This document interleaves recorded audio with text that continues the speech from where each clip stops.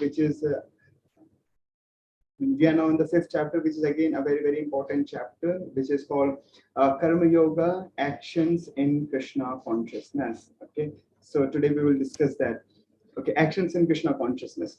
So I was planning that before just starting this chapter number 5, I will just spend maybe 2-3 minutes, and I'll discuss a very important aspect of learning, which we call as the formula for active learning, so that you can get maximum out of this session or any spiritual session in general. Okay, so let's start with that, and then I'll begin with this chapter number 5.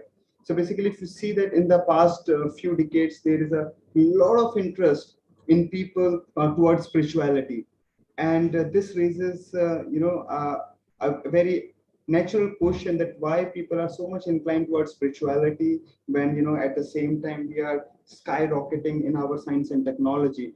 And the reason is very simple. The reason is that now the people, more and more people, they are looking for some real, tangible, transformational experiences in their life. And nowadays, no matter who you are, what you are doing, regarding how much success you have, what opulence you have, somewhere something is missing in the lives of each and every one of us, that we are not feeling so much satisfied, we are not feeling so much fulfilled.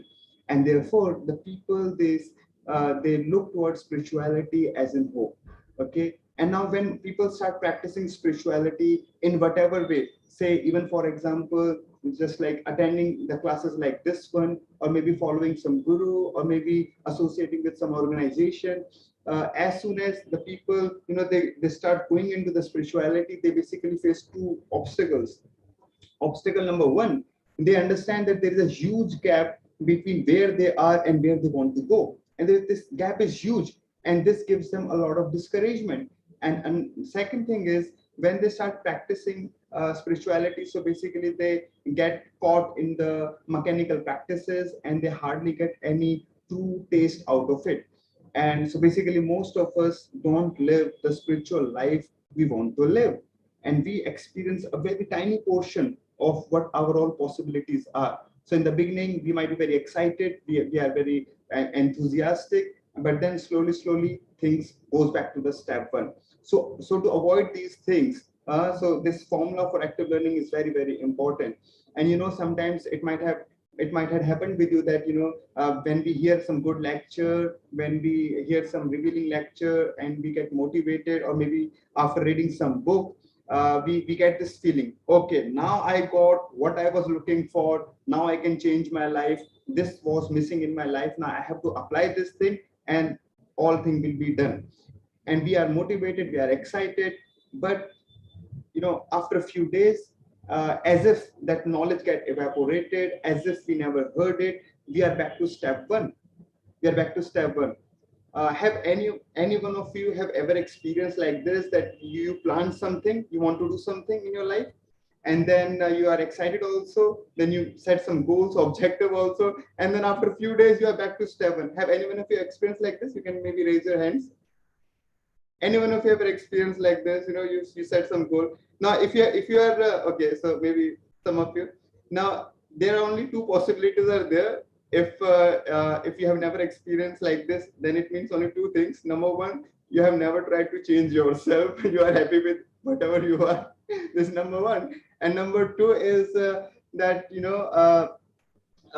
basically you are lying. So there are only two possibilities. There is no third possibility. Whenever anyone who will try to change himself, you will find a lot of difficulties, a lot of challenges, and back again and again we find ourselves in the same place from where we started. So basically this formula for active learning is a very important tool by which we can retain the important knowledge, we can retain the those things which we wanted to apply in our life. So this have basically 4 steps, and let me just quickly go through them. So the first step is basically a start new. So be fully present. So whenever we are basically hearing any lecture, so we have to be fully present there. absorb yourself entirely into the hearing. Now, why I'm saying that, say for example, now I can see that so many of you have turned off your videos. So now when we turn off our videos, so what does that mean? It means that we can do something else also. We can hear also. I can do something else also. And it means I am really focusing on those important bits which I believe are important for me.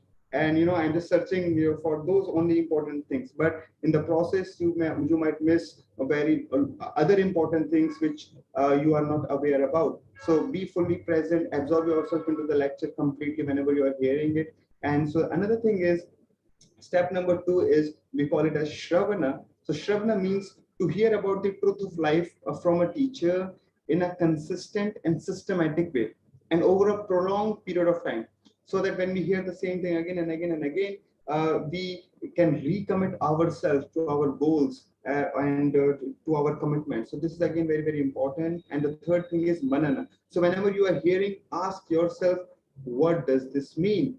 And we have to ask this question again and again, so that all our doubts are cleared. So this is again very, very important step which you have to keep in mind. And the fourth and the last one is nididhyasana. Nididhyasana means that you have to ask yourself, okay, now I have understood, now there is no doubt, now what action or what step now I have to apply in my life, what I have to do in my life, so that the teaching which I have heard, it can be implemented into my life.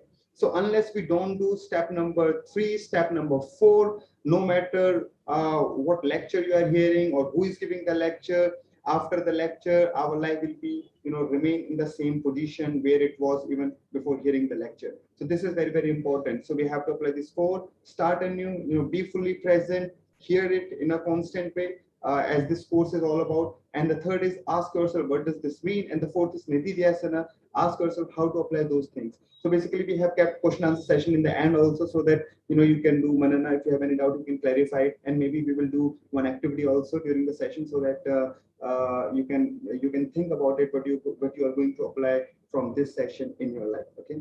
So with this brief introduction, so let's start. Let's go into the chapter number 5. So this chapter name entitled is Action in Krishna Consciousness. So we understand that from the title itself, it is talking about actions. So the Krishna is going to reveal a lot of practical information, a lot of practical advices regarding our spiritual lives, and how to be remain spiritual in our day-to-day life. So this going to be revealed in this chapter. So as you know, this chapter basically starts with a question, and as usual, Bhagavad Gītā, there are a lot of question answers are there. So this chapter number 5, again starts with a very interesting question. So as you might know, you might have heard this in the last session, that the chapter number 4, it ends by the command of the Krishna, and the Krishna orders Arjun, and he says to Arjun that give up all your attachment and fight. And then after hearing this command, Lord, Arjun become a little confused. And to clarify his confusion, he basically asked questions to Krishna. So this was his question, and this is 5.1. So he asked basically Krishna, he says that, first of all, basically you were talking about to renounce. So in the previous chapter, Krishna also talked about renunciation. And now, just before this chapter, Krishna was talking about to give up all attachment and fight. So now Arjun is now a little bit confused. Now he wanted to clarify from Krishna whether I should renounce the thing or whether I should, fight. But if I fight, then I might get attached to the results also. So what to do? So he is a little bit confused, and basically the spiritual master here is Krishna, and Arjun is acting as a disciple. So as soon as there is some doubt, the disciple should go to the spiritual master and clarify the matter. So this is what Arjun is doing here. And so basically, so to clarify this question, so this 5th chapter is all about answering this question, what we should do in our day-to-day life. Okay, so let's discuss. So the answer of Krishna is basically broadly divided into the 5 basically themes here, which we are going to discuss today. So the first theme is be like a lotus leaf. So in the beginning, basically, Krishna will give very 2 powerful analogies. The first example he gives is of a lotus leaf. So this section basically talk about how we can become like a lotus leaf, doing work, whatever our duties are there. So we should do our duties, but at the same time, how to remain detached from our surrounding. And it means that this lesson is going to be very, very important lesson for all of us, because uh, we have our material duties also. We have to do so much duties toward our body, toward our parents, toward our family, toward our society. So how to do those duties at the same time remain unaffected by the surrounding changes, unaffected by the disturbances which are always there. So this we will basically see today. And then in the next theme, basically Krishna talks about the three doer. So he talks about how, normally we think that if I do something, so it is completely done by me. So I am the person who is doing some action. But Krishna here introduces a very out of the box idea, and he says that no, you are not the doer alone. So whenever we do something, so there are three main factors. There are three persons who are involved in that act. So we are. So what are those three basically doers? Who are those three doers? We will also learn in this session today. And then if we know this, the knowledge of theme one and the theme two, then we develop equal vision. We develop an equal vision, how to see everyone with the equal vision without any discrimination. So we will study that also.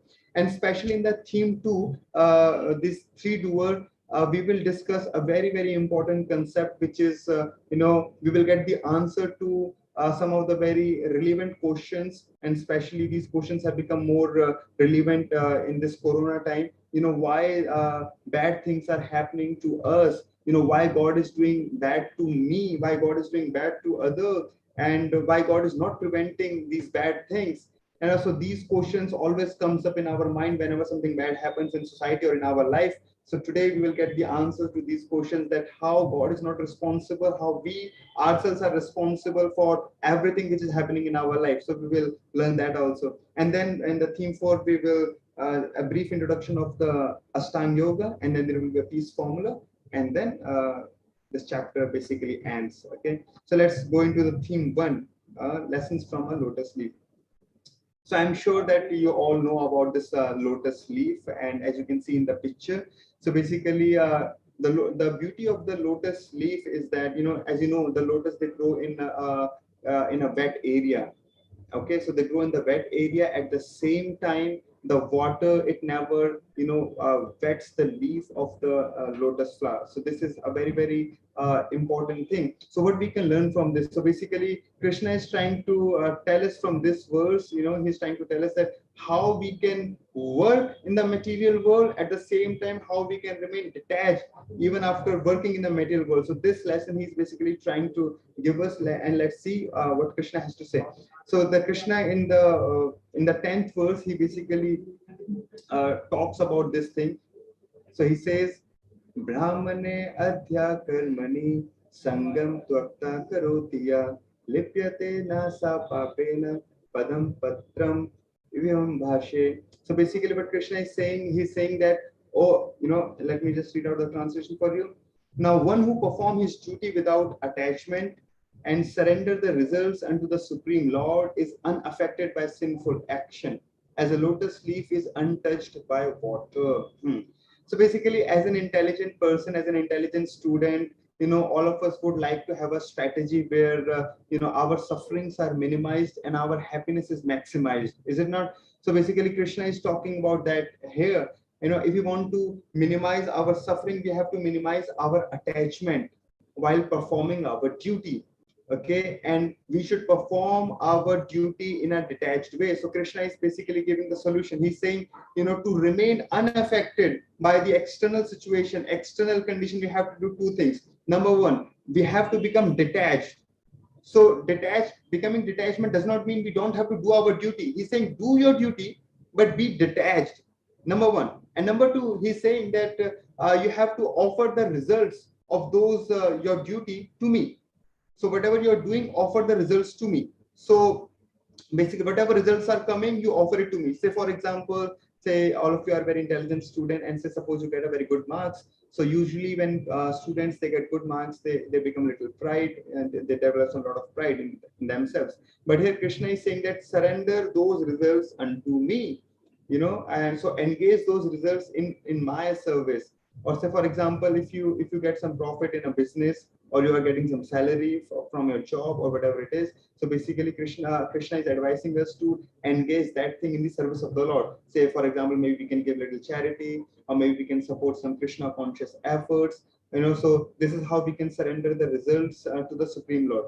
Now, now, now, how, when we are understanding that we have to do these two things, so now the question basically comes, how to basically develop this detachment. So this is a very, very important question: how to develop, how to become like this leaf. So because now I know, now I understand, okay, I have to do my duty, but I have to be detached, and I have to offer the results of my whatever I'm doing to the Lord. But now, how to become detached? So this is important question, and then Krishna answers it in the next shloka. So here Krishna says, basically he's saying, karyena mansa buddhe kalevaram indriya api yogina karma kurvanti sangam tattva shuddhaye. So Krishna here is basically saying the yogis abandoning attachment act with body, mind, intelligence, and even with senses only for the purpose of purification. So basically, to become detached, what is required is gyan, knowledge is required. So for example, you see, if you go to any bank, there are cashier. So basically the cashier is sitting at his cash counter, and thousands and millions of dollars or Lakshmi is coming to him, but he is not getting affected by it.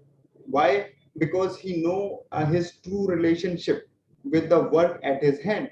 So because he understand his position, and he understand the work he's doing. So basically he's not getting affected by, even though he's dealing with so much of money, but he's still not affected by it. He's not thinking to enjoy it, because that the money does not belong to him.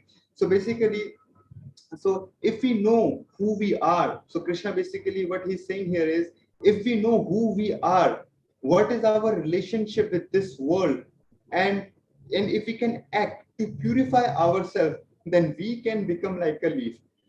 So just like in cashier, he knows his true position, he understands his situation, and therefore he's not affected by that money. Similarly, if we know who we are, what is our relation, what is my position in this world, what is my relationship with the Lord, then I can basically work in this world, at the same time remain detached, and then I can become like a lotus leaf.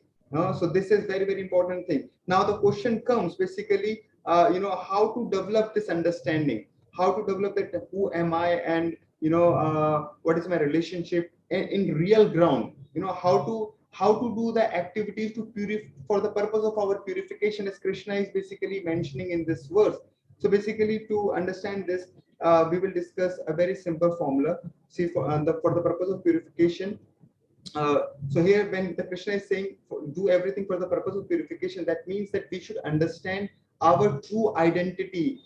We should do each and every activity as far as possible to help us realize my true identity, and not to disregard it. So now if I know my true identity, if I know my relation, my position in this world, then I can become detached, even though I will be engaged in the duty, just like the example of a cashier. So what are the things, what should I do in my real practical life, so that I can basically identify myself, I can know my true identity as a soul, as you have learned in the chapter number 2. So what are the things? So basically, here I will discuss a very, very simple formula, which we call as ABCD, very easy to remember. And I will simply discuss a very, very fundamental, easy to apply things, so that you can basically apply those things in your life, and get a little understanding, a little taste, and move toward that direction of self understanding our true identity. Okay, so this formula is very, very important basically. So just like a lot of us have duties in our life. We have duties toward our body, and we have duties toward our families. We have duty toward our nation. So we have so many duties, and at the same time, we have duty toward our own self, true self, which is the soul. So if you will see the duties toward my body or toward my society, if we give them more importance, then it will not be very good. Because I understand, just for example, I should know that serving my true self is very very important for me, rather than serving the secondary things. Say for example, I am wearing this cloth right now, or you are also wearing some clothes. So basically now, of course, whenever I am wearing the clothes, so the cloth must be very washed, it must be ironed, or it should be in the good shape. But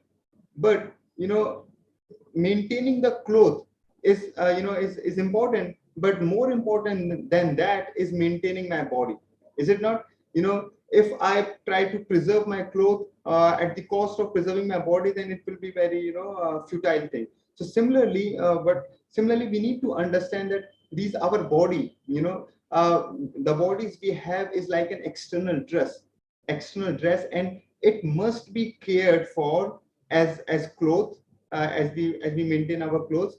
At the same time, we should understand that over a period of time, the clothes become they become weak, and so similarly our body will become old, and it will and one day eventually it will get destroyed.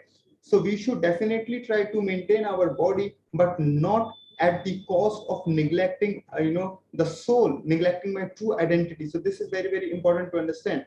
And we can understand this with another example. Just say for example, sometimes the parents, they're working outside, and the father, he don't have much time to deal with his child. And sometimes the mother also get involved in the household activities. So sometimes the child get neglected.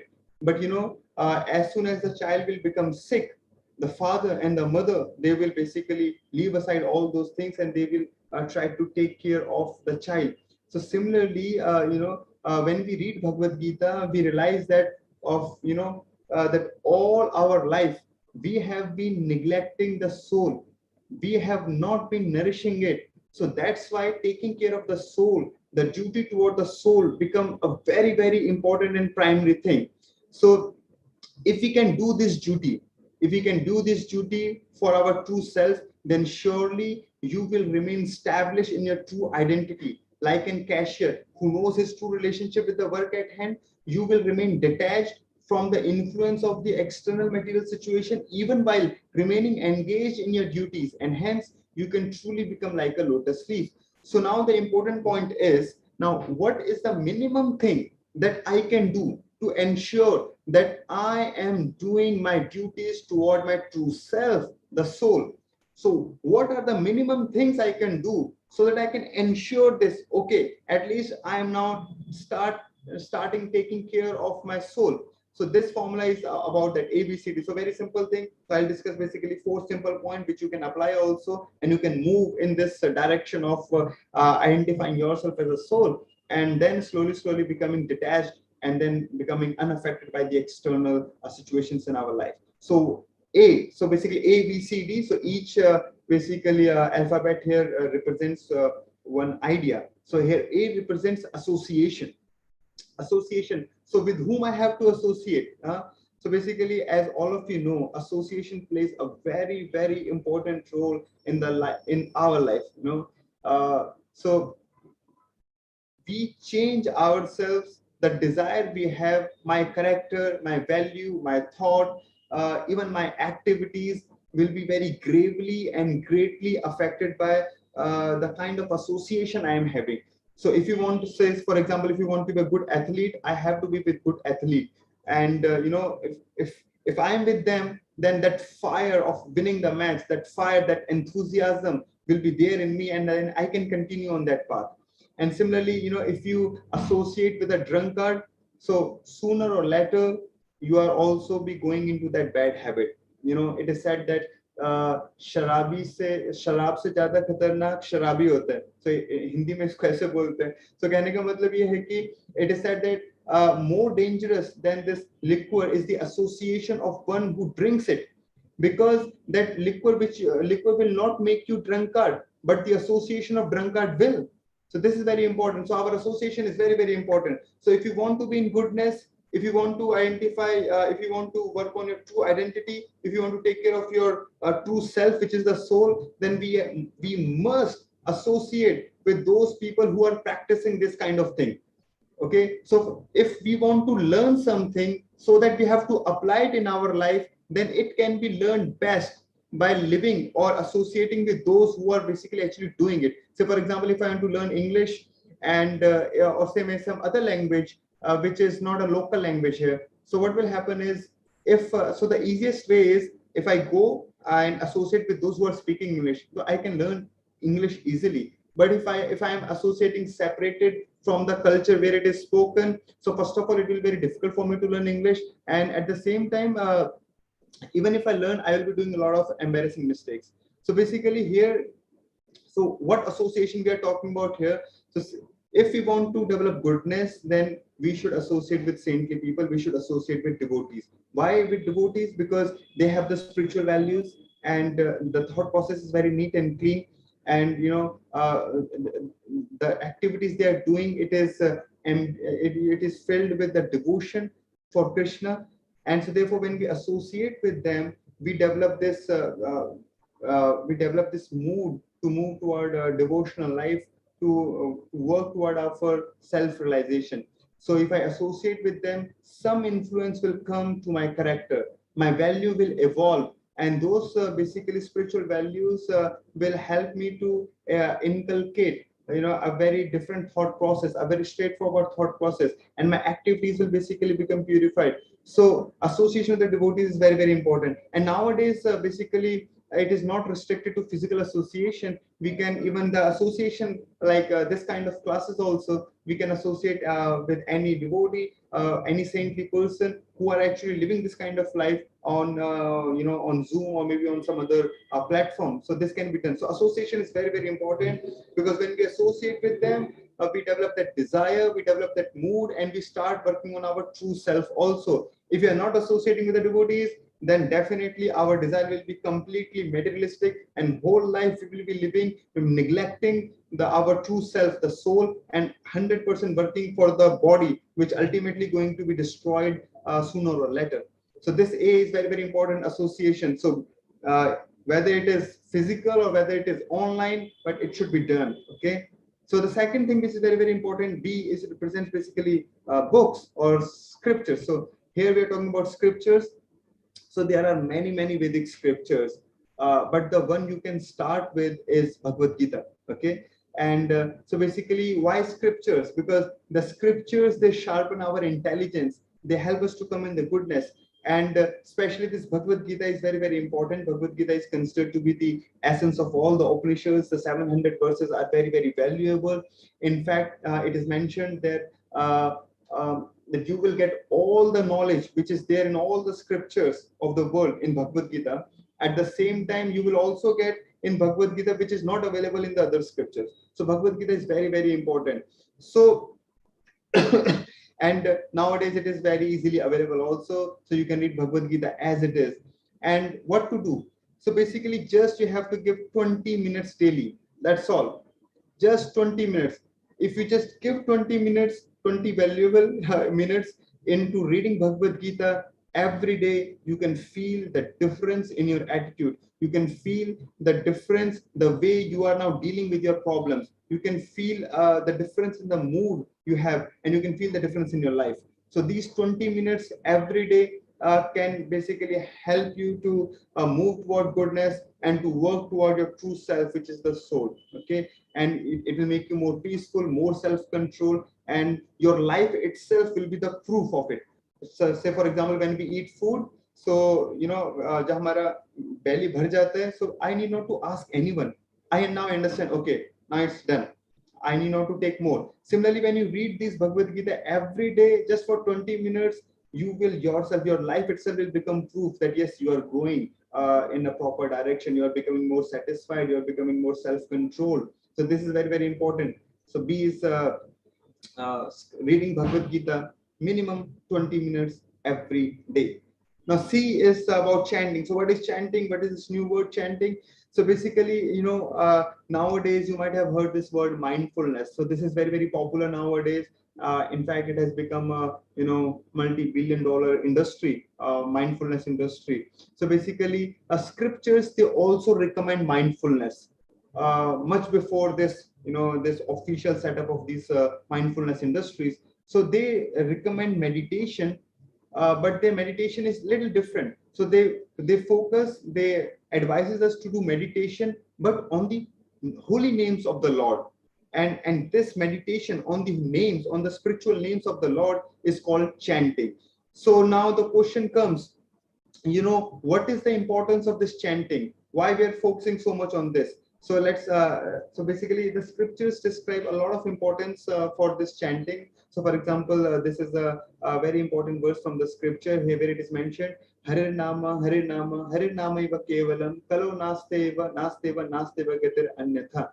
So basically here it is mentioned 3 times. They're repeating that, the Lord's Hari name should be chanted in the age of Kali. Lord's Hari name should be chanted, and there is no other way, there is no other way, there is no other way. So this is very, very important for self-realization, this chanting of the holy name of the Lord.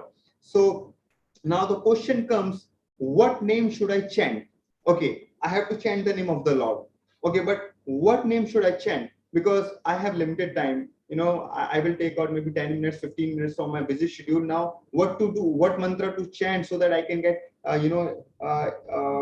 quick benefit, rather than, going, I try something and then something and then something. So right on the point, what mantra should I chant so that I get the maximum benefit out of it? So basically scriptures have suggestion for that also. So this is a verse which I have taken from Ananta Samhita. So this basically verse here, so it describes about a mantra which is known as Maha Mantra. So it's a mantra of all mantra, so therefore called Maha Mantra. So it is said that this mantra is like this: Hare Krishna, Krishna Krishna, Hare Hare, Hare Ram, Ram Ram, Hare Hare.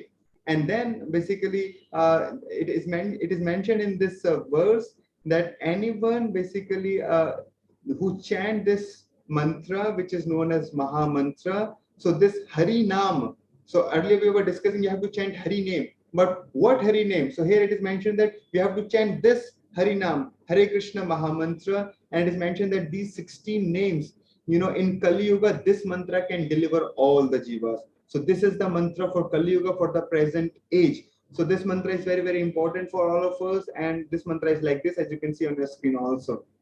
Okay, so very, very simple mantra. So Hare Krishna Maha Mantra is very, very important. If you notice that this mantra is also composed of Lord's holy name, and this Maha Mantra is especially advised in the scriptures for Kali Yuga. When we chant the mantra, our mind, mantra, as you all know, because it relaxes our mind. So thousands and thousands, lakhs of people who have tried this mantra, even just for 10 minutes, also, they are getting benefit in their life. So just 10 minutes, we pronounce this mantra and we meditate. So we speak out the mantra, we pronounce it clearly, distinctively, loudly, and we just focus. We just try to hear this mantra. And just 10 minutes, if we can take out 10 minutes from our life every day, just 10 minutes, you will feel, like so much tension getting evaporated from your life. So this mantra is very, very important. Okay, so now I understand that, when we hear something, so the practical challenge comes that even if I understand, okay, this is very important, this is also very important, okay, fine, okay, now I understand everything. But then at the session, when the session gets over, we are back to our normal life and we forget about whatever we are doing. So I am assuming that you're all intelligent and you will definitely take out 10 minutes from your life for this Maha Mantra. But just to make sure, so I will chant this mantra at least once.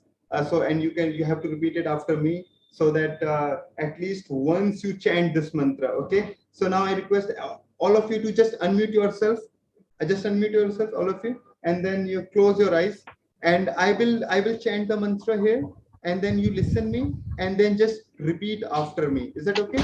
So we'll just do it, and but you have to do this for 10 minutes in your personal, in your personal life. But for now, we will just do it for once. Okay, so every one of you, please unmute yourself, and I will pronounce this mantra, and just you repeat after me. Okay, just close your eyes.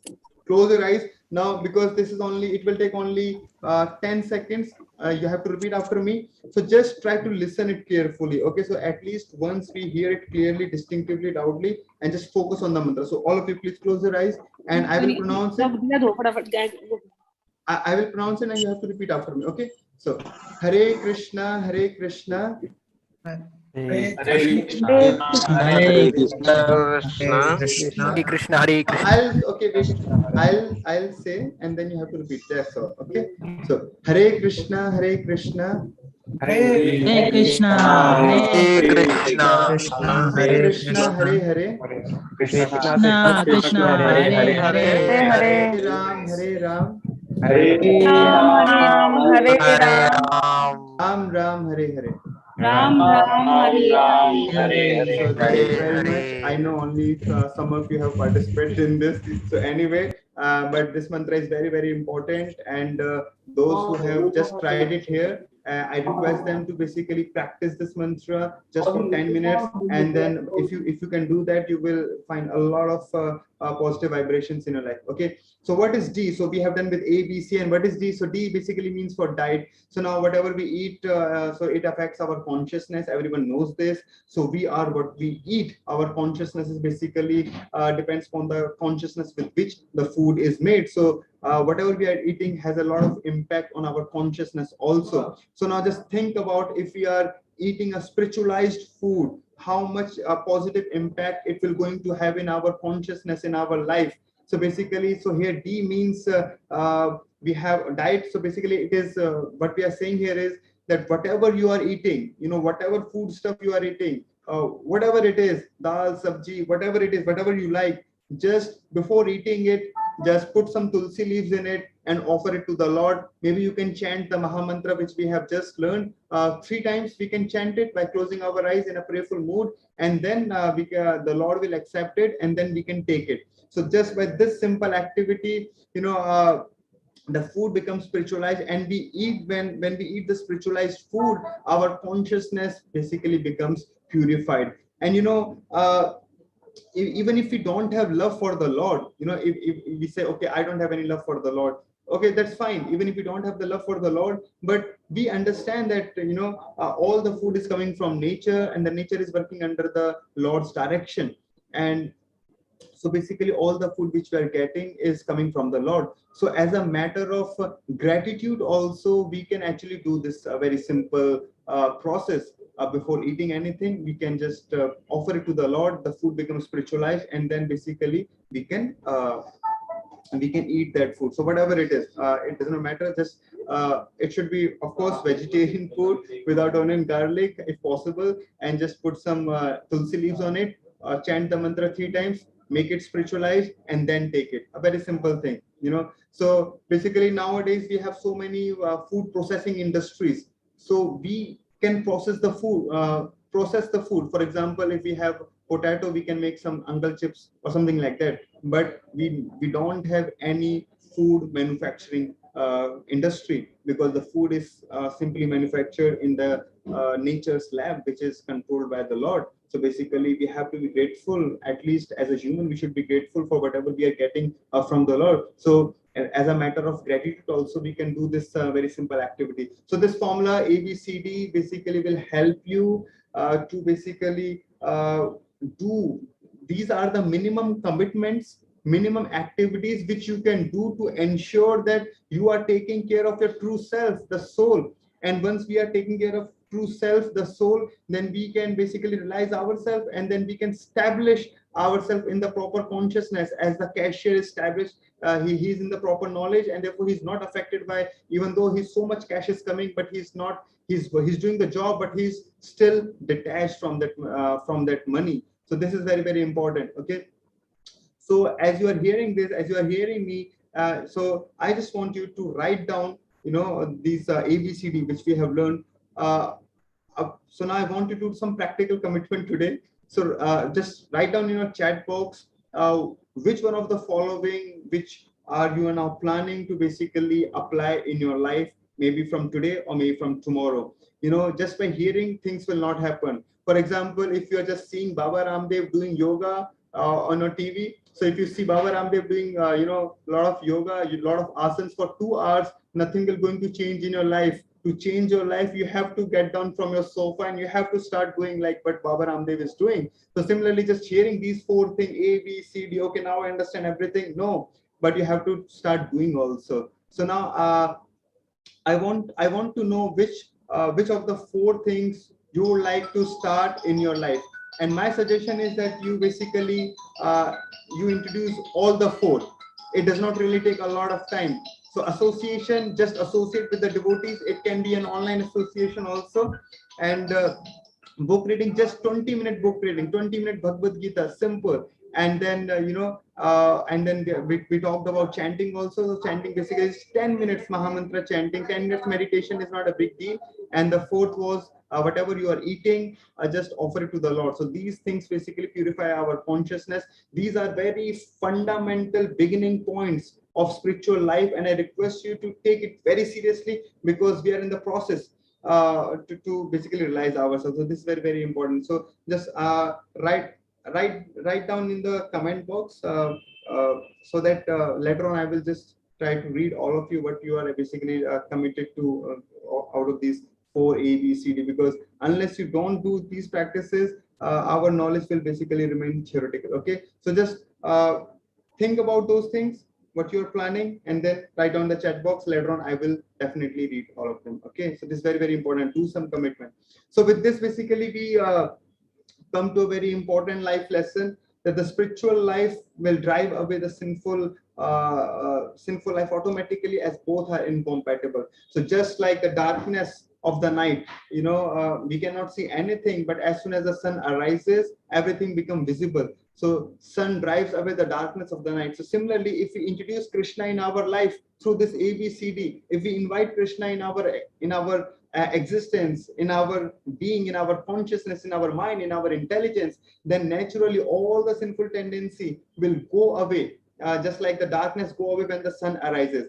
So similarly, when we become serious in our spiritual life, by these simple steps, we try to work on our consciousness. So basically, working on our consciousness is like watering the root. So for example, I have so many things. Say for example, I have the problem of lust, I have the problem of anger, I have the problem of greed. So now what to do? So okay, I will spend maybe some time, maybe a few months to get rid of the problem of anger, then get rid of the problem of lust, then third problem, then fourth problem. And by the time I will reach the fifth problem, the first problem will come up again.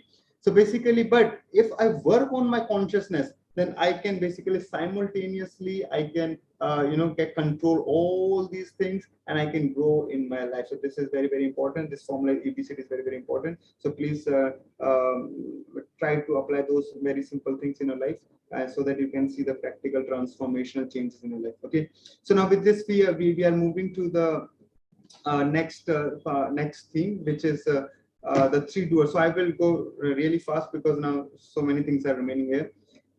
Okay, so here Krishna is talking about that whenever we are doing some activity, so it is not just me involved in that.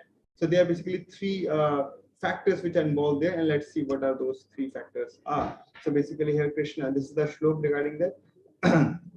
So Krishna is here saying that, yes, so let me just, Sarv karmani manasa sannyasate sakambasi navdware pure dehi navkuranya na karyanam. So but Krishna यहाँ पे क्या बता रहे हैं? So Krishna is here saying that when the embodied living being controls his nature, mentally renounces all action, he resides happily in the city of nine gates. The material body neither work nor causing work to be done. So, as in the previous section, Krishna gave the example of the lotus leaf, which remain in the water but is not touched by the water. So, if we practice Krishna consciousness, basically we can remain in this material world. We can progress in spiritual life, but not affected by the world around us. So similarly, Krishna here is giving another example, and this time he's comparing our body with a city. Okay, so this body is basically compared to the city. So whatever one has decided to do, if one decide to do for pleasure of the Lord, he can reside very happily in this body with the 9 gates. Okay, so basically let's go. So basically this body is compared to the 9 gates. So all of us know that there are 2 eyes, 2 nose, 2 nostrils, basically 1 mouth, anus and genital. So these are the 9 gates which Krishna is talking about. So if we see the top things, basically 2 ears, 2 nostril, 2 eyes, and 1 mouth. So they are situated on the upper part of the body, and so they are used for breathing, for speaking, for tasting, for washing, and these are known as the knowledge acquiring senses. And when then we have the genital and the anus, and they are used for basically 2 things. Number one, for removing the waste material from our body, and another thing for the procreation. Okay, so we have also, so this is it. This Krishna is comparing. So basically now we'll just quickly in 1 or 2 minutes we will discuss when Krishna is comparing our body with the city. So what are the basically 5 quick facts about this city, about this body basically. So what is the purpose of this city, or what is the purpose of this body? So basically the purpose of the body is to facilitate enjoyment. So in this body, when I am here, when the soul is there, the soul can basically, or I can taste with the tongue, right? I can experience the taste because I have this body. If I don't have this body, I cannot taste it. So I can experience the fragrance, I can speak, I can experience the music with my ear, I can experience the beautiful form with my eyes. So the whole idea is that this body is there to facilitate the enjoyment. Okay, so this is the purpose of this body. This is used to facilitate that. And then another thing is, what is the nature of this body? So the nature of the body is that it grows and runs without my control. So now, so this is very, very interesting. Basically, as you can see in this picture also. So this couple is very happy, but they are enjoying also, but their eyes are closed. So so this is the situation basically. When the father impregnates the mother, so sometimes the mother even does not know that she is pregnant. So it's only after a period of time that she realizes that yes, I am pregnant. And so the mother goes to the goes to the hospital, meet the doctor, and the doctor said, okay, yes, and then he gives some precautions. So, but ultimately, if you see that the child or the embryo is growing on its own by the arrangement of the Lord, arrangement of the nature. The child grows and it grows, and then one day when he become sufficient, he comes out of the womb, and so the child is born. But the body of the child continues to grow, and okay, the teeth comes out, and then slowly it grows, and ultimately when the body becomes old, the hair become the hair become gray, the skin become wrinkled. So these kind of things, these changes will be there. So even if I want, I cannot control these changes. Okay, so this is the character of this city of with 9 gates, that it grows and it is not in our control. So even if I want not to die, I cannot stop any one of these things, and so these bodily changes will going to basically happen. Of course, I can do something to maintain and preserve for some time, but ultimately the body will continue, grows and die one day. And then why I'm getting different bodies, so I'm getting different bodies because of my desire. So suppose I have some desire, okay, and now my body is now no more capable to sustain the soul. So what happens is my body dies, but those desires are there in the soul. So now what will Lord do? Lord will say, "Arey Baba, this person is looking for this item. This person have this desire. So basically, to fulfill that desire, I will get another body." Hmm?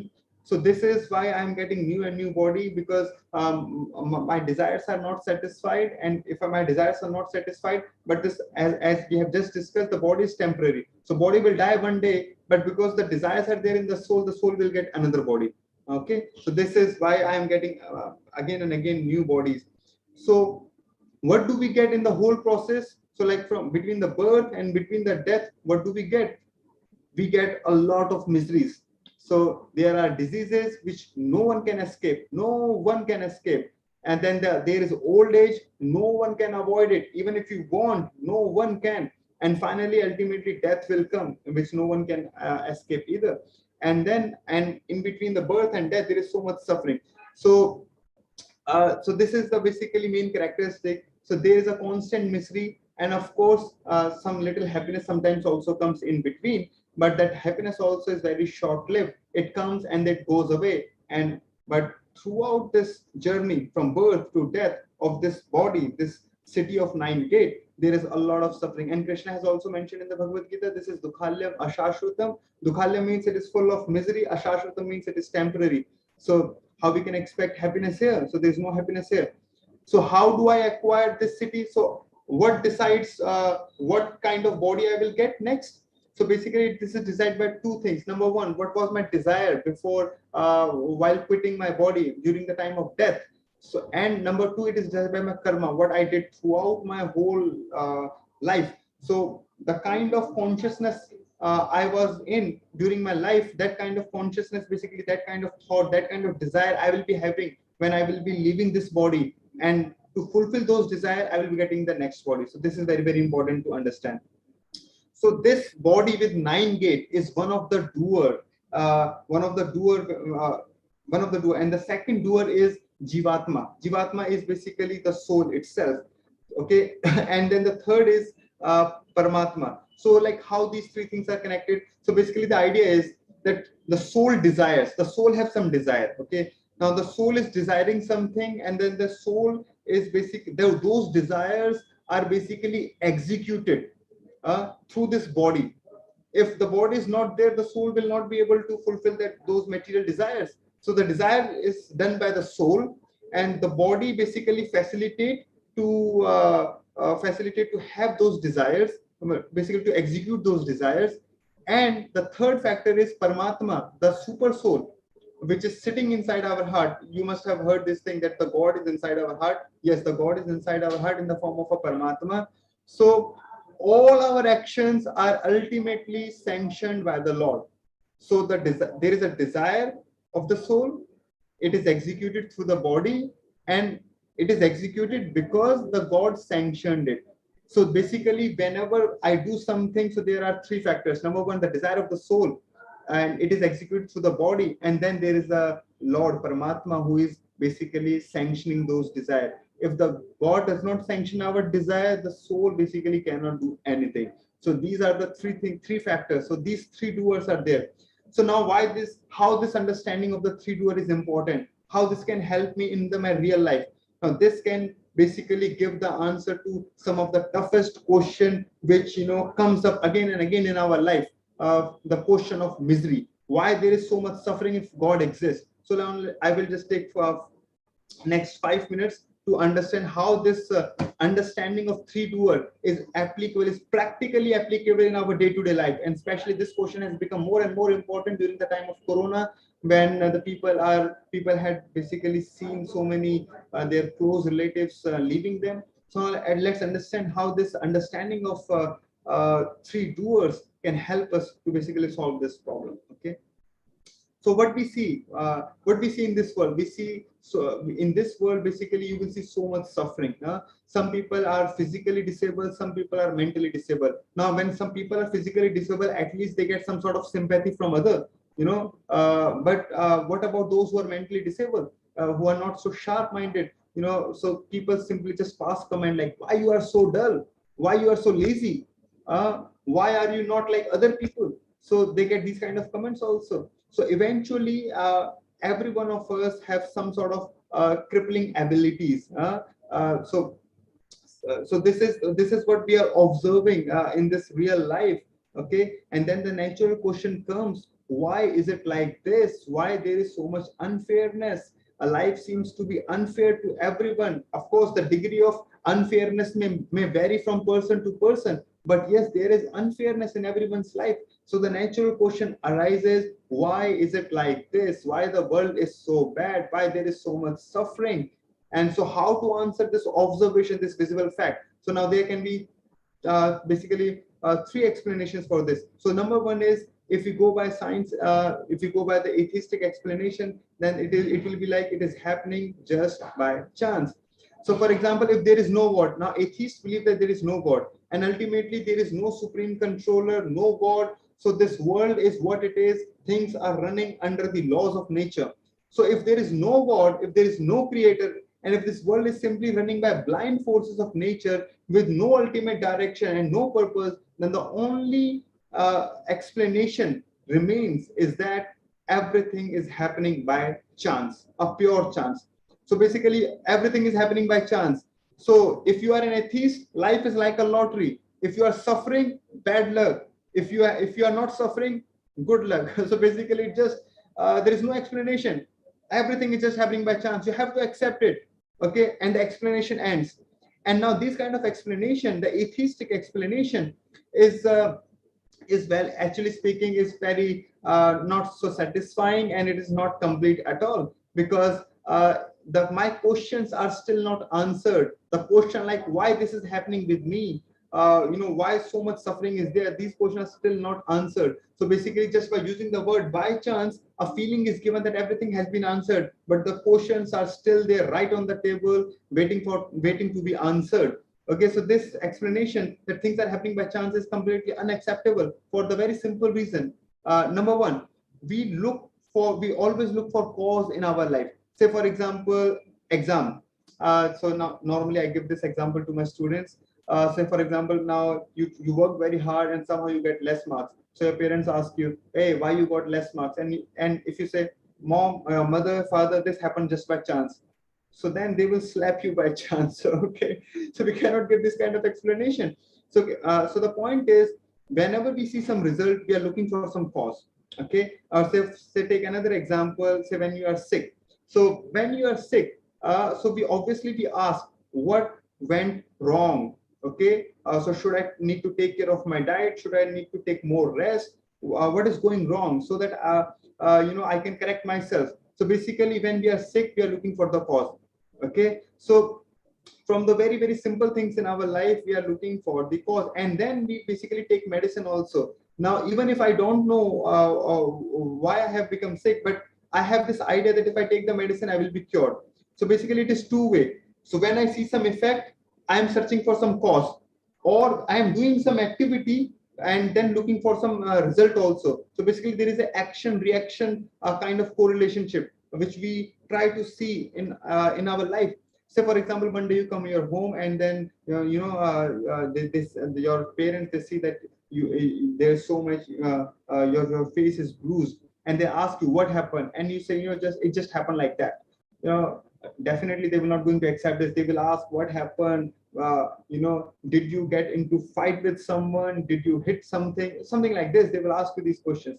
So the point is, for these very very simple things in our life, we look for the cause. So what about these big these big things? For example, somebody's born as a poor, somebody is born as a rich, somebody is born with an ugly look, somebody is born with a good look. So why there is so many differences, why there is so much suffering, why there is so much suffering coming in this world? We are looking for those answers, and those so this by chance is definitely not a proper explanation for that. So then the second explanation comes that the things are happening by the God's will. For example, the because of the God will, the things are happening. But then this explanation is also very trivial, because this raises a lot of questions. For example, if God is responsible for each and everything, then it means the God is responsible for this discrimination. He is making somebody born as a poor, he's making somebody born as a rich, and therefore he's making somebody crippled. So then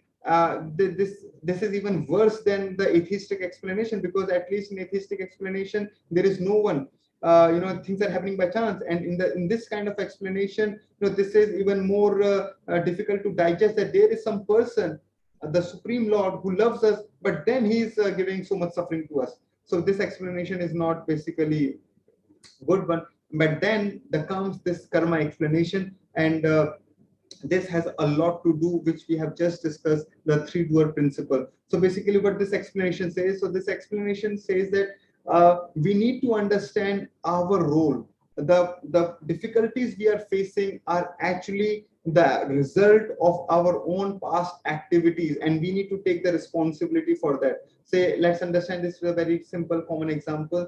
So for example, now that everyone knows that cigarette is injurious to health. Every cigarette smoking ad says this. You will find the same thing on each and every cigarette. So nowadays they even write it down, cigarette smoking kills, but still, every year the smokers are increasing day by day. So now who is responsible for this? Of course, we ourselves are responsible for this. So we know we are doing wrong, and then we have basically suffer for those our wrong actions. So this is very, very important to understand now. But then the question can come, what about the natural say natural phenomena like earthquakes or maybe disasters, or maybe say like corona. Now of course many people are saying that it was man-made, but still assuming that it happened naturally, assuming that, so now then is it not God responsible for our suffering? No, God is not responsible for our suffering, because we need to understand this important thing, that God is sanctioning the desire of a person. He's not the willer. Now what does this mean? Say for example, there is a difference between will and there is will and sanction. So what is the difference between will and the sanction? Okay, so the difference is, when I'm willing something, so it means that it is my desire, I want something like this to happen. But sanctioning means that it, so when we say that God is sanctioning, that does not mean that God wants that person to do that thing. Okay, so for example, you are a teacher. Now your student is requesting you, he wants to maybe say go to some trip, and he's requesting again and again and again. Now you don't want him to go, but then you say okay, you sanction him. So sanctioning does not mean that you want him to do that activity. Okay, so ultimately who is responsible? That person is responsible. So God sanctions. Now if God does not sanction, then we will not be able to anything, because we are his part and parcel, and whatever we are able to do is by his sanctioning also. So he has to sanction all our act, good or bad. Okay, but the God is not responsible for those good or bad, because those good or bad, that is our choice. So we are choosing what I have to do. God is simply sanctioning them. And now someone may say, why he's sanctioning our bad activities? Well, the problem is, if we do not sanction our bad activity, then then we will not be having free desire. He will be interfering with our free will. So right now we all have free will. Okay, by free will you have come into this class. By free will you can quit this class. So everyone, we are doing each and everything because of our free will. And suppose if we don't have free will, then we will simply become like robots. So God never interfered with our free will, and therefore whether we desire good, whether we desire bad, he sanctioned it, because unless he don't sanction, we will just become like robots. So he sanctioned it, but that desire, whether that choice is our own, my own. So therefore God is never responsible. So say for example, when some terrorist is killing he's terrorist attacking and they are killing a lot of people, so does that mean that it was God's desire? No, it was not God's desire. It was their own individual desire, but the God sanctioning it, because if God does not sanction it, then we will not be having any free will. If the God interfere in our free will, then we will basically become like robot. And if we become like robot, the problem is, we will just be like machines. And now machines can be, a discipline. So machines basically can be good in that sense that they will simply follow your orders. But the life will lose its meaning if we become like robot. So for example, we are living in relationship, we love our parents, we love our family. So these things like love, they will lose their meaning. So because the love become important, love is considered to be a valuable thing. Why? Because the person is there and he has a choice to cheat us, but still he is not cheating us, and therefore love become important. But if the person has no choice to cheat us, then what is the meaning of love there? There is no love there. You understanding? So the point is, these relationships, they get value when there is free will. So Lord never interfere in our free will. He sanctioned it. So these three things, so the soul is basically desiring, God is sanctioning, and the things are happening through the material nature. So when we understand these three concepts, we understand that whatever is happening to us is basically happening because of our own past actions, past karma. God is not responsible in that. So this is very, very important to understand. Okay. So inequality is a result of our own choice. It is not because of, it is not happening because of the God. So this we must understand.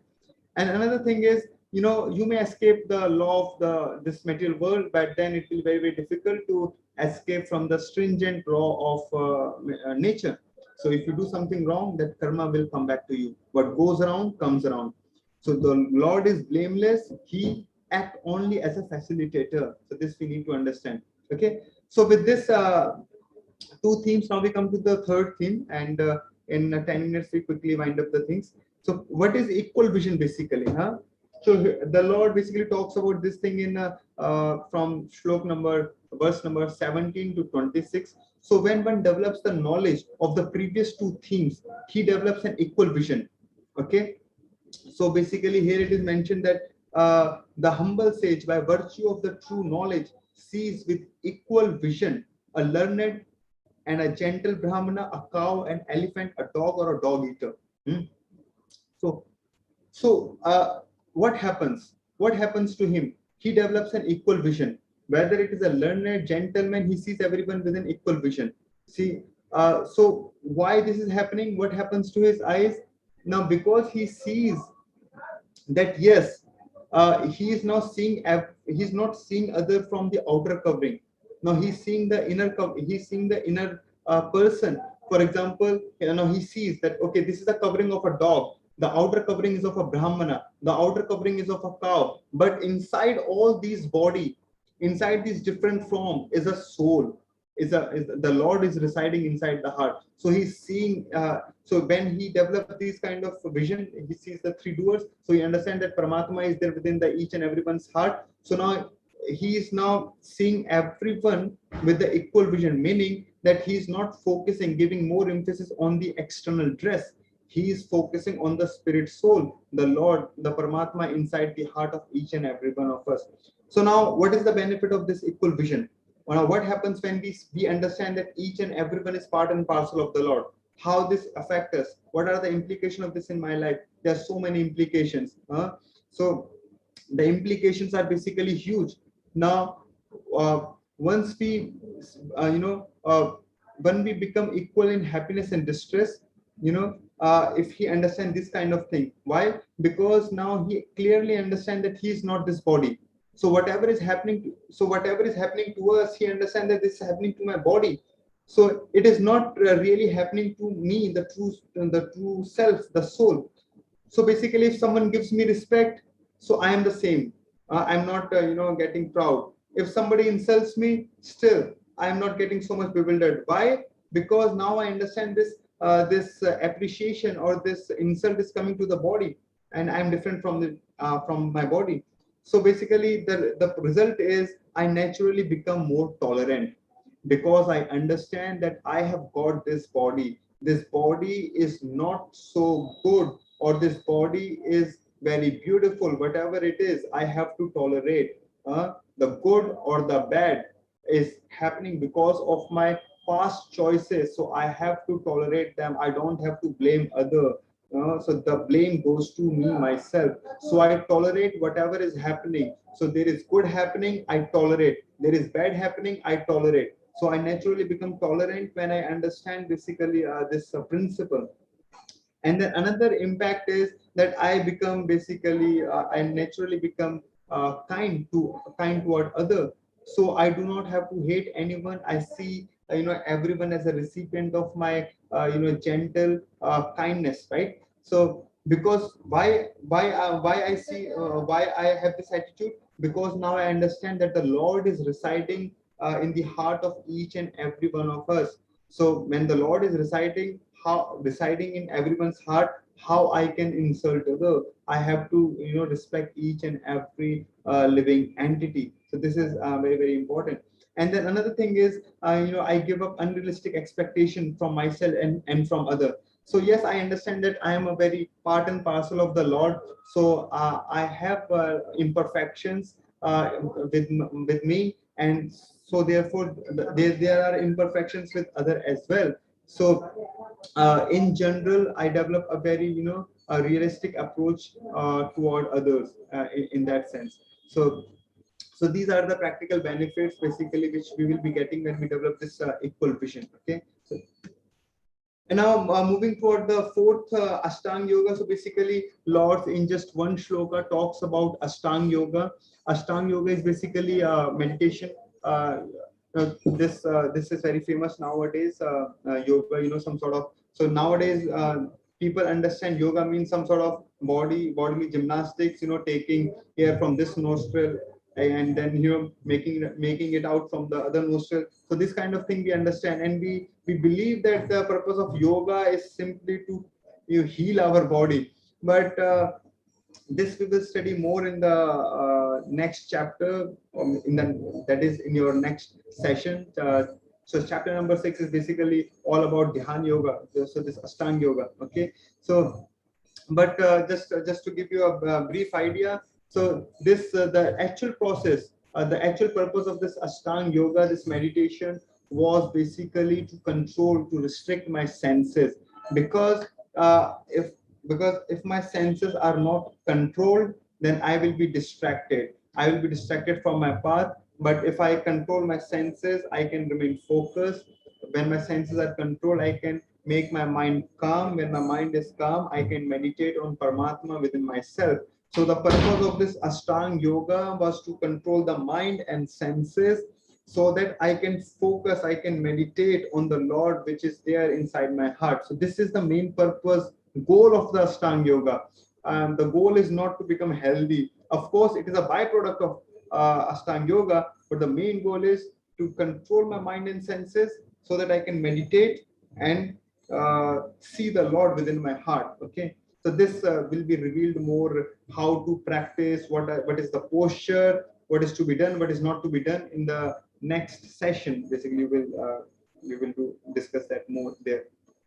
So now we are coming to the last slides here, and so this is the last thing, which is called the peace formula. So basically, Krishna in the last shloka of the chapter number 5 talks about this very interesting verse, which is called as the peace formula. So here, this is very amazing verse, because Krishna will give a definition. Krishna will give how to become peaceful in our own life, and how to make a society peaceful, basically. So, and he is going to tell something about himself also. Okay, so let's understand this, what Krishna is saying. Okay, so here Krishna is saying, let me just read out this verse for you. Bhoktaram yagna tapsam sarvaloka maheshwaram shuhidam sarvabhutanam gyatva mam shantim ruchyate. So the Krishna is saying here, a person in full consciousness of me, knowing me to be the ultimate beneficiary of all sacrifices and austerities, the supreme lord of all planet and demigod, and the benefactor and well-wisher of all living entities, attain peace from the pangs of material nature. So basically, here Krishna is talking about three things. So anyone who knows these three things can be peaceful. So in two sense, basically Krishna is saying, if you know God, if you know me, you know peace. If know God, so know peace. So basically, if you know Krishna, you are moving toward peace. If you do not know Krishna, you are not moving toward peace. So let's just discuss it a little bit. So basically, so there are 3 points. One is Bhoktaram Yagna Tapsam. So Bhoktaram Yagna Tapsam means that any activity we do, any religious activity, any yajna, any austerity that we do, which is prescribed in the scripture, it should be done for the pleasure of the Supreme Lord. This is very important. So Krishna is saying, if you do whatever you are doing for me, so this is one point. So there are 3 points. So if you do these 3 points, you'll be peaceful. So the first point is, whatever you are doing, whatever sacrifice you are doing, whatever it is, do it for me. And then Sarva Loka Maheshwara. So here it is mentioned that Sarvlok Maheshwara. So Krishna is saying that we need to understand that Krishna, he is the supreme controller, Sarvlok Maheshwara. So there are many universes, and for all the universes, he is the Sarvlok Maheshwara. So Maheshwara means controller. So of course there can be many controller, but here Krishna is saying that if we understand that Krishna, he is the ultimate controller, then basically we can know his true position, and understanding his true position, we can basically sacrifice each and everything from him. And finally he's saying Shuhidam Sarva Bhutanam. So he's saying that Krishna is the dearmost friend of all the living entity. We need to understand this, that he is the dearmost friend of all the living entity. So he is our best friend. So now, well, some of you might be having some your rich friends, some poor friends, and now sometimes when we have the fortune, we have so many friends, and when the misfortune arises, we find ourselves alone. Sometimes it happens. Basically, this happens quite often.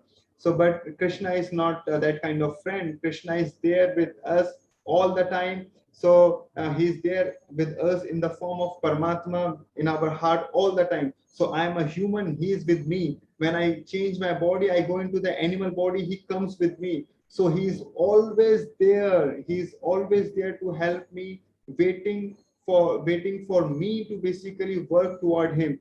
So no matter how many bodies I'm changing, he's always there. Krishna is always there with us as a Paramatma and as a friend. He's there to guide us.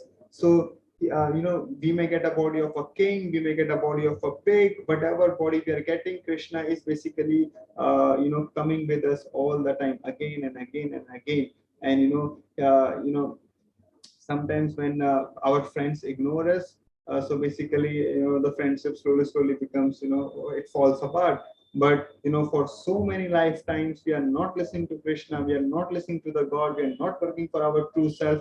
But still Krishna is so merciful, God is so merciful, he's still there with us in each and every body, waiting for us to take out some simple fundamental steps toward him, so that he can help us, assist us to understand Krishna, to understand our true self, as we discussed in the four-step formula of ABCD. Okay, so this is how Krishna is basically Shuhidam Sarva Bhutana. So when we basically understand this principle, that Krishna, whatever we are doing, if we sacrifice it for Krishna, he is the supreme controller, he is our best friend. So these things, when we understand these things, when we apply these things in our life, so then basically we establish in our true relationship with the Lord. And it helps us in understanding our true self also. And therefore we naturally become peaceful, understanding our true self, and will not be getting disturbed by all the positive or negative which are going around in our life. Okay, so with this we end here. So let me just give a quick basically a mind map of what we have just discussed today. So basically this is chapter number 5. So we started with this concept of be like a leaf. And so basically the idea was we have to do our duty, but at the same time we have to be detached. And then how to do that, basically we discussed about we discussed about those basically 4 things, A, B, C, D things. If we can apply those 4 simple things, we can be basically I remain detached, understand our true identity, true position, and act in that consciousness, just like a cashier. He although dealing with the money, but he's not attached to it. Then we talk about the 3 doers. We talk about body, soul, and super soul. And there we discussed about how this concept help us in understanding these fundamental questions, why there is so much suffering in my life. So we understand that God is basically, he's sanctioning the things. He's one of the cause, but he's not the final cause. Our choice is the basically the final cause, and whatever we are suffering in our life is basically because of our own past actions, past karma, which are now coming to us. And then basically we discussed about equal vision. So when we understand the 3 dual concept, when we understand how to become like a leaf, then we can develop an equal vision. And then we discussed how what are the implications of this understanding of equal vision. And then we talked about Ashtang Yoga very briefly, and the more will be coming in the next session, because that chapter is all about Dhyan Yoga. And then in the end we discuss about the peace formula, which is 5.29. And we understand that if we know God, then basically we can be peaceful. And then we talked about these 3 main important points, that everything we have to do for the pleasure of the Lord. And the Lord he's the controller, and he's the maintainer of all the planets, all the demigods. And the third thing is he's the well-wisher of each and every one of us. So with this small small session. Basically, I just try to cover up all the main points in the chapter number 5, and I try to give maybe some practical things which we can actually do in our day-to-day life with the with ABCD formula, so that we can actually start practicing little bit. Now, these spiritual things are, they just, it is not just about knowledge, but some of the things we can realize only when we start practicing also, because otherwise these knowledge sometimes remain theoretical, but when we start practicing, we come to the goodness, then we can actually understand these things in a much better way. Okay, so with this, so thank you very much. We end session today, so if you have some questions, we can take them and discuss them. Thank you very much. Hare Krishna.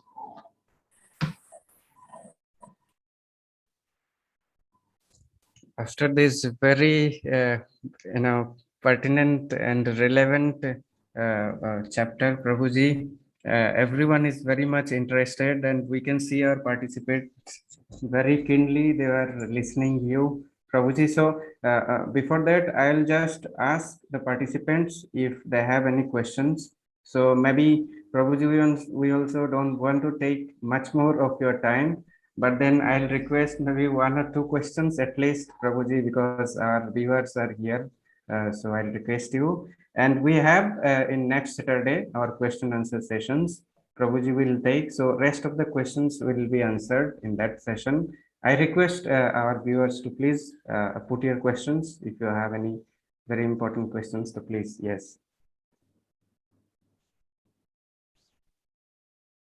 You can directly speak. So Yeah, I think Mamta wished she want to ask.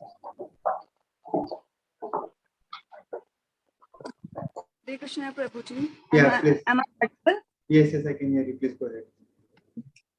Thank you, Prabhuji, for this wonderful lecture.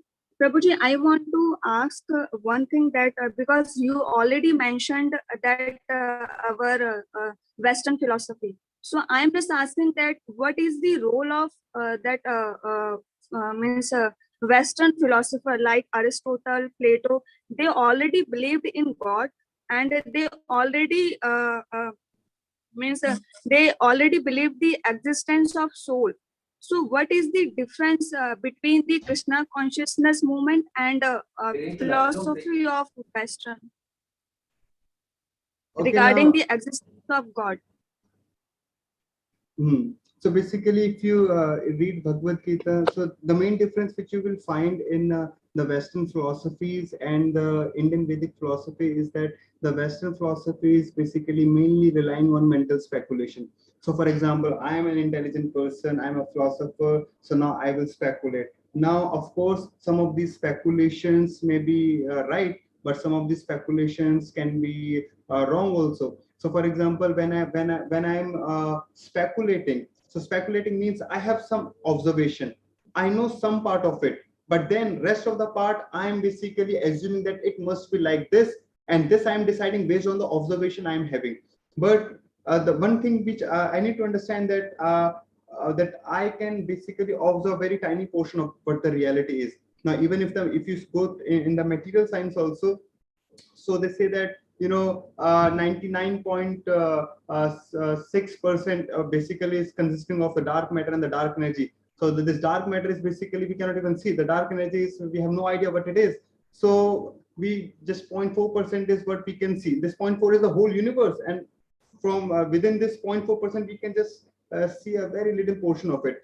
So these philosophers, these Western philosophers, these basically relying on their mental speculation. But when we talk about this Vedic literatures, so basically there is a very systematic uh, delineation of the philosophy, and these basically is done by the acharyas. The acharyas are the people who were actually living, they were not just a philosopher, but they were basically practicing those lives. So they were basically realized souls, and now they are getting the knowledge from the Lord itself. So for example, Bhagavad Gita is spoken by the Lord. So Arjun is asking question, Krishna is giving the answer, so the Lord himself is giving the answer, and then the same knowledge is basically transferred through parampara system. So the main difference between the Western philosophy and the Indian philosophy is that we can be sure that what we are getting is basically is correct, and it is will be applicable in today's life also. And that is the reason that even after so many years, 5,000 years, these important these books like Bhagavad Gītā, Srimad Bhagavatam, they are still they are even becoming more relevant. Every day they are becoming more relevant. And these Western philosophers now, some of it seems as if you read some of their work, so it seems that they have taken some of their ideas of soul or maybe a god from Gita and other scriptures. So there are many now historians also which suggest this kind of ideas. Is that okay? Yes, Prabhuji. But Prabhuji, I was asking regarding the Aristotle and that Plato, because they already believe the means that existence of soul and means that because means can we say that these philosophers like Aristotle and Plato, they are pure soul, because they already know about the existence of God, and they already No, believe I that they don't are. see. This is we cannot say like this. For example, if you see say in Ramayana, if you read, so even Ravana, he knew everything about soul and everything. So it is not the knowledge which make us pure. It is not the knowledge which make us great. What make us great is the application of the knowledge. So even Ravana have all the knowledge, but what he did with that knowledge, he actually spoiled everything with that knowledge. So even if you see in the Srimad Bhagavatam, there is a story of a Hiranyakashipu. Now, just before he's talking about the soul, he's saying, "I am soul, you are soul," and then again he's doing all that nonsense thing. So the point is, it is not just about knowledge; it is about the practice also. So the great people are basically great because of their acharan, because they are living the life which they are actually preaching. So they are living what they are preaching. So I'm not sure about these Western philosopher Aristotle or Plato. I have not gone deep into their lifestyle or deep into their philosophies. But I have a little understanding that yes, they had this concept of soul, but then they had a very trivial idea. For example, like I think one of them was saying that regarding the birth of the soul also. So they have this idea, but then they have some distortions also in their philosophy.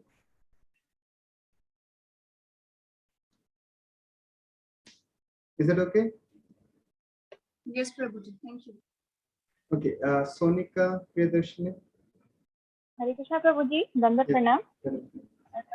Prabhuji, as you discussed about ABCD principle, so although it is very important and we understood it, but why it is so difficult to apply in our practical life? Means we understood that it is important, we should follow it. So But you are not applying it because that is your choice. You are choosing it.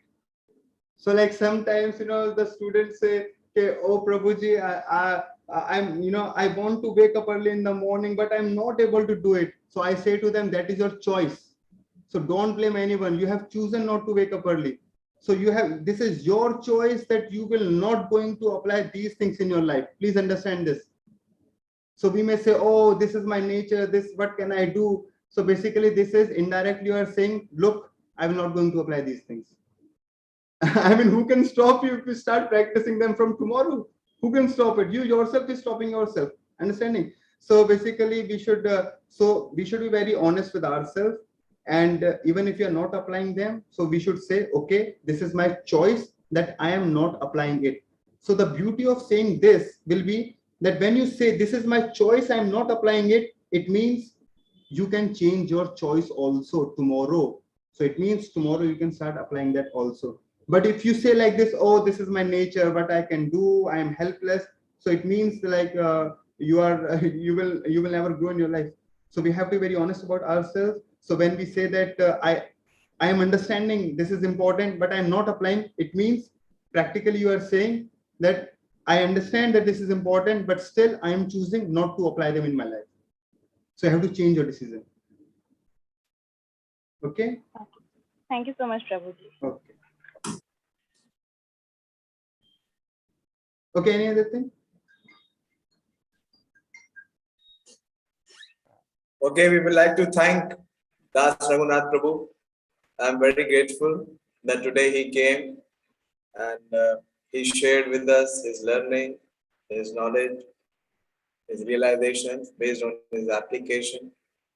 And this entire series of verses that we are seeing, this chapter, the first 6 chapters are called Karma Yoga, leading to Bhakti. And the important element, as we discussed even today, is of being detached. So we can see a live example, a role model in front of us, in the form of Das Raghunath Prabhu. As we all know that he is graduated from IIT Delhi. Most of the students, they aspire to go into IITs.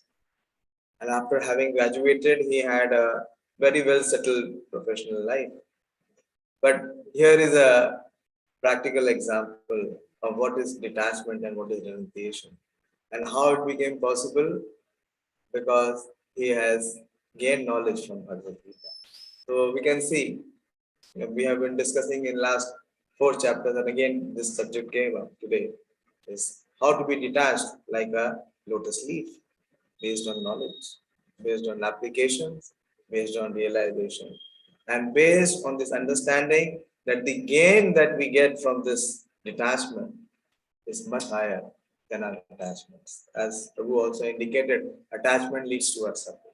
We are very thankful to Das Raghunath Prabhu for having, associated with us and shared his learning, his knowledge, and we look forward to having association further in Thank you. future sessions. Thank you very Thank much. you. Thank you. Thank you very much. Thank you. We conclude the session today, and the next session, the next Sunday, we will have a very, very popular and a very beloved speaker, Amog Leela Prabhu. The 6th chapter will be conducted by Amog Leela Prabhu. He has also very kindly agreed to associate with us. So please remain tuned and invite your known ones, your dear ones, so that they can be benefited from this knowledge of Bhagavad Gītā. And on coming Saturday, we will be continuing with the question and answer sessions. So please go through. So we are giving you 5 days, 5 to 6 days. So please do not forget the class.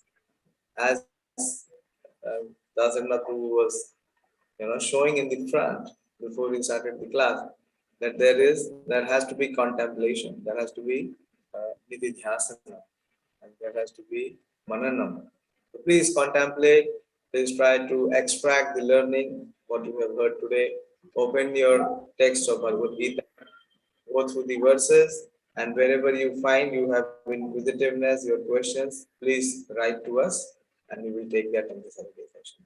Thank you very much for your participation and for your patient hearing. Hare Krishna. Hare Krishna Prabhu.